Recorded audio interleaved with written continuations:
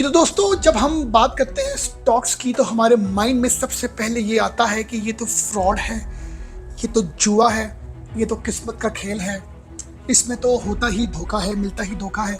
But ऐसा नहीं है। हमारी स्टडी ना होने की वजह से, हमारी रिसर्च, हमारे एनालिसिस, हमारी डिटेल जो इंफॉर्मेशन है वो ना होने की वजह से जो है हम लोगों को फेलियर का सामना करना पड़ता है।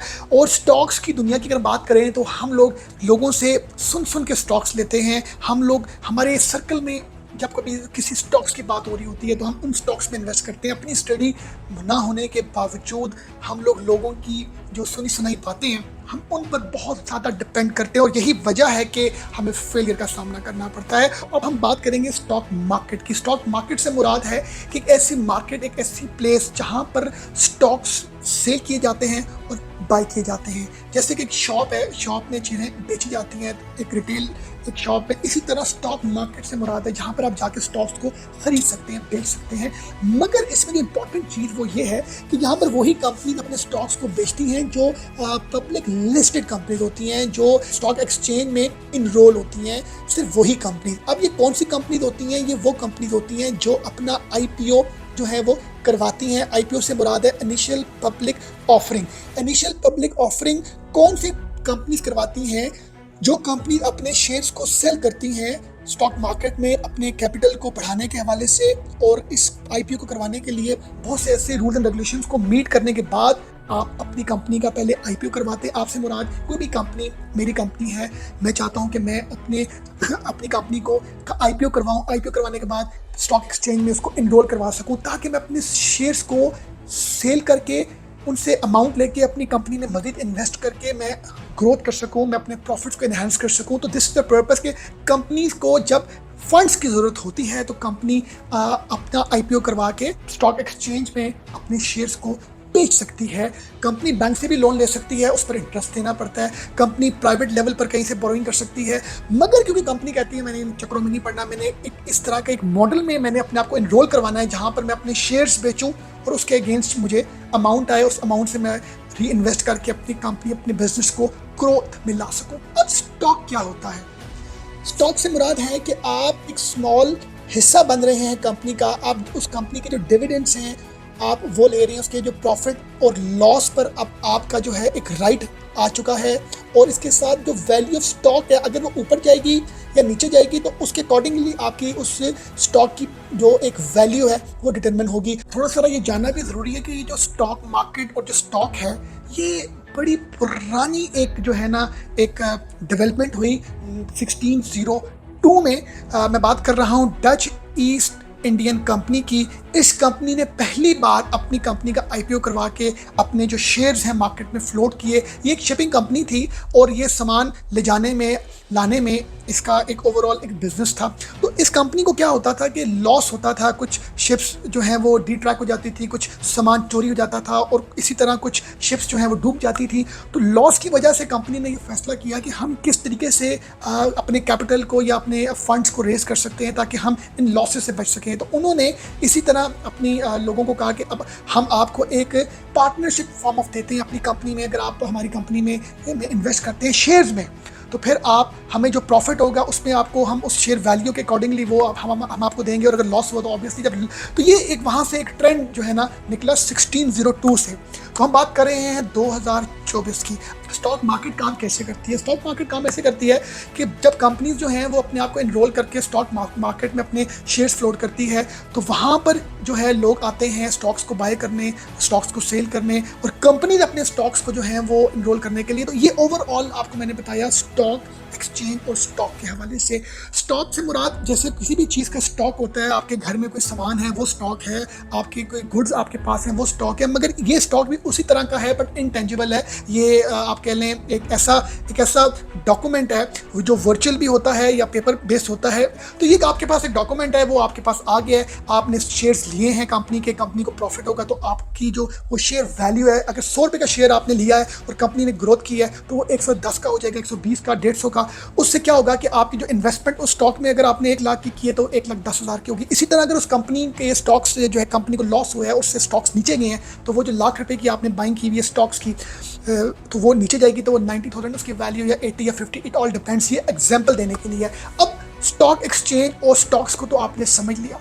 एक एग्जांपल से आप बेहतर समझ सकेंगे कि हम जब कभी भी स्टॉक्स को बाय करना चाहते हैं तो हमें स्टडी की ज़रूरत है, हमें एनालिसिस की ज़रूरत है, हमें डिटेल R&D की ज़रूरत है, हमें पूरे स्टडी करने की ज़रूरत है। अब उसकी एग्जांपल ऐसी है कि आपकी ज़िंदगी में अक्सर ये हुआ होगा कि आपसे कोई दोस्त यार आगे पीछे किसी ने कहा होगा यार मुझे थोड़े पैसे बोरो कर दो, मुझे तुमसे लोन चाहिए या तुम्हें मुझसे कर्ज चाहिए, मैं तुम्हें वापस कर दूंगा। तो आपके माइंड में पहले क्या आता है, ये बंदा ठीक है, ये फ्रॉड तो नहीं है, ये जॉब अच्छी करता है, ठीक है, इस बैकग्राउंड का है, इसका स्टेटस क्या है, इसकी फैमिली क्या है, इस बंदे की रेपुटेशन क्या है, ये बंदा जो है एक प्रॉपर ओवरऑल ठीक रेपुटेशन का बंदा है। आप कहीं से उसके बारे में मजीद आपने पैसे देने हो तो आप पता कर पाते हो यार हाँ यार बंदा ठीक है। एक अमाउंट किसी भी जब देते हैं तो जब आप उसके बारे में रिसर्च करते हैं, इसी तरह आप जब किसी कंपनी के शेयर्स को बाय करें तो आप उस कंपनी को स्टडी करें। जनरली दो टाइप्स के स्टॉक्स होते हैं, एक लॉन्ग टर्म स्टॉक्स, एक शॉर्ट टर्म। लॉन्ग टर्म में क्या है, जब हम शेयर्स को बाय करते हैं, होल्ड करते हैं लॉन्गर पीरियड ऑफ टाइम के लिए, और इसमें हमें बेसिकली कंपनी की ग्रोथ और जो कंपनी के पोटेंशियल डिविडेंड्स हैं हमें उसको जो है वो लॉन्ग टर्म बेसिस के ऊपर हमें उसको स्टडी करना पड़ता है। और दूसरा शॉर्ट टर्म है। शॉर्ट टर्म से मुराद है कि बाय और सेल जो आप शेयर्स की करते हो वो शॉर्टर पीरियड ऑफ टाइम के लिए करते हो, डे टू डे ट्रेडिंग करते हो, 2 से 3 दिन के अंदर आप जो है वो उसका शेयर आप सेल परचेज कर लेते हो। अब इन दोनों के हवाले से अगर आपने लॉन्ग टर्म स्टॉक बाइंग करनी है तो आपको फंडामेंटल एनालिसिस करने की ज़रूरत है, और अगर आपने शॉर्ट टर्म आपने अगर ट्रेड करनी है तो फिर आपको टेक्निकल एनालिसिस की ज़रूरत है। फंडामेंटल एनालिसिस के बारे में अगर मैं आपको बताऊं तो ये लॉन्ग टर्म इन्वेस्टर्स जो हैं ये उनके लिए है जो कभी भी लॉन्ग टर्म स्टॉक्स को होल्ड करना चाहते हैं। तो उनके लिए ये ज़रूरी है कि वो कंपनी की फाइनेंशियल स्टेटमेंट्स को, उनके इकोनॉमिक इंडिकेटर्स को एनालिसिस करें, उनकी income, balance sheet, cash flow, earning growth और उनके बिजनेस मॉडल को स्टडी करें, उनकी जो ओवरऑल उनके बिजनेस की नेचर है उसको स्टडी करें, ओवरऑल उस बिजनेस की उस मुल्क में क्या इम्पोर्टेंस है उसकी इंडस्ट्री की। जैसे कि हम बात करें हेल्थ इंडस्ट्री में, जब आप कभी इन्वेस्ट करते हैं किसी स्टॉक में तो हेल्थ इंडस्ट्री एक ऐसी इंडस्ट्री है जो नीड पर बेस करती है, ज़रूरत पर बेस करती है। तो इस तरह के स्टॉक्स की वैल्यू जो है वो हमें ये देखने को मिलता है कि long term point of view से वो ग्रोथ में जाती है। अब हम बात करेंगे टेक्निकल एनालिसिस की, शॉर्ट टर्म स्टॉक्स की। उसके लिए आपको क्या करना चाहिए और वो होता क्या है। टेक्निकल एनालिसिस से मुराद ये है कि जब आप ट्रेड करते हैं शॉर्टर पीरियड ऑफ टाइम के लिए, इसमें आपको इतना लॉन्ग टर्म सोचने की ज़रूरत नहीं है। आपने जो करंट ट्रेंड्स चल रहे हैं उसको आपने स्टडी करना है। जो ओवरऑल एक प्रेजेंट में आप अगर आपको एक हाइप नज़र आ रही है तो आपने उस हाइप के अकॉर्डिंगली अपनी डिसीजन मेकिंग करनी है। आपने इसमें ओवरऑल देखना है मार्केट का ट्रेंड क्या चल रहा है। मार्केट का ट्रेंड अगर चल रहा है उस स्टॉक को लेके पॉजिटिव तो आपने उसमें इन्वेस्ट कर देना है। तो इस जो टेक्निकल एनालिसिस के लिए आपको एक ब्रोकर की ज़रूरत है या अगर आपको बड़ा इन टच रहने की ज़रूरत है स्टॉक मार्केट से। क्यों? क्योंकि अगर एक बहुत बड़ी कंपनी अपना IPO जो है वो करने के बाद अपने शेयर्स को फ्लोट करती है, जैसे मैं PNG की बात करूं या मैं होंडा की बात करूं या मैं Hyundai की बात करूं, किसी ऐसी कंपनी जो वेल रिनाउंड है और आपको पता है यार कि इसके स्टॉक्स जब मार्केट में आएंगे ना तो इसके ऊपर चले जाना है, तो आप इस तरह की कंपनी के स्टॉक्स फ़ौरन लेके आप नेक्स्ट डे या सेम डे में बेचें, आप प्रॉफिट अर्न कर सकते हैं। तो इसमें आपने ट्रेंड्स को देखना है। अब सेकंड स्टेप क्या है, आप अपने स्टॉक्स को बाय करने के लिए आप किसी ब्रोकर की हेल्प लें, ब्रोकर को आप कांटेक्ट करें। उस जो स्टॉक एक्सचेंज हाउसेस बने हुए हैं, स्टॉक एक्सचेंज के कंसल्टेंसी की कंपनीज बनी हुई हैं, आप उस कंपनी में जाएं, वहाँ पर जाकर आप कहें जी मेरे पास इतनी अमाउंट है और मैं स्टॉक्स बाय करना चाहता हूँ। वो जो ब्रोकेज हाउस है या जो स्टॉक एक्सचेंज के जो कंसल्टेंट्स हैं वो आपको गाइड करेंगे कि आप इसका स्टॉक लें। अगर आपने लॉन्ग टर्म में आना है और शॉर्ट टर्म में आना है तो इसके स्टॉक्स लें। तो ऐसे जो ब्रोकेज हाउसेज होते हैं, ये जो ऐसे कंसल्टेंट्स होते हैं, उनके साथ आपकी अंडरस्टैंडिंग क्या होती है जो ऑल ओवर द वर्ल्ड चल रही है कि जो भी स्टॉक का प्रॉफिट होगा वो एक स्पेसिफिक अमाउंट आपसे डिडक्ट करेंगे, चार्ज करेंगे आपके स्टॉक की वैल्यू के अगेंस्ट। तो आप अगर बिगनर हैं और आप चाहते हैं कि आप इस बिजनेस में आएँ तो कोशिश करें कि आप किसी ब्रोकर को अपने साथ अटैच करें, ब्रोकर के साथ अटैच हों, उसकी गाइडेंस पर चलें, उसके एक्सपीरियंस के अकॉर्डिंगली चलें, क्योंकि उस ब्रोकर का ऑब्वियसली इंटरेस्ट होगा कि यार जो स्टॉक इसने बाय किए हैं वो ऊपर जाए, प्रॉफिट में जाए, इंक्रीज हो, क्योंकि उसको उसकी अमाउंट और परसेंटेज मिलनी है।